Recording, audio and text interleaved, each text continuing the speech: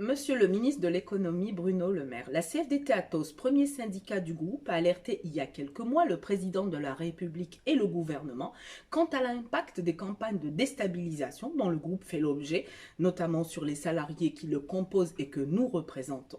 La CFDT vous interpelle de nouveau sur la nécessité de préserver et soutenir ce fleuron de l'industrie française, unique et dernier fabricant européen de calculateurs haute performance, ces HPC indispensables à la recherche scientifique et militaire.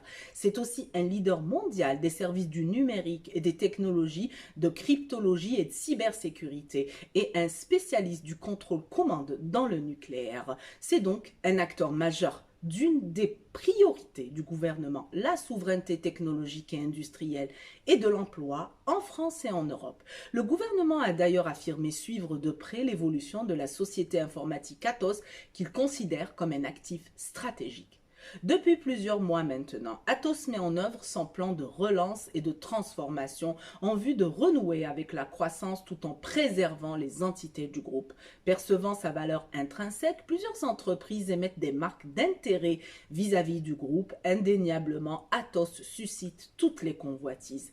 Le groupe annonce des résultats en amélioration. Il continue d'être positionné par les classements internationaux comme le leader mondial dans plusieurs domaines. Atos et ses salariés dont l'engagement reste indéfectible continuent de croire et de construire leur avenir dans l'entreprise.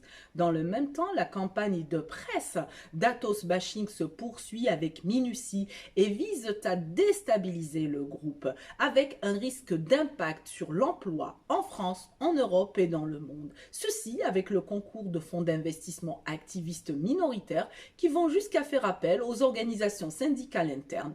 La CFDT Atos dénonce avec force ces méthodes.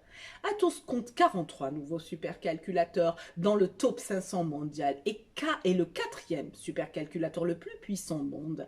Même s'il est regrettable qu'en 2019, le supercalculateur Jean Zé ait été commandé par le ministère de l'Enseignement au groupe américain HPE, les HPC d'Atos Eviden sont et seront utilisés dans plusieurs centres de calcul Euro-HPC en Europe, par exemple en Bulgarie, en Italie, en Slovénie, au Luxembourg, au Portugal et en Espagne. De plus, à partir de 2024, ces HPC Atos Eviden pourront intégrer dans leur architecture un microprocesseur européen développé par la start-up française Ciplan afin de renforcer la souveraineté du calcul intensif européen et français.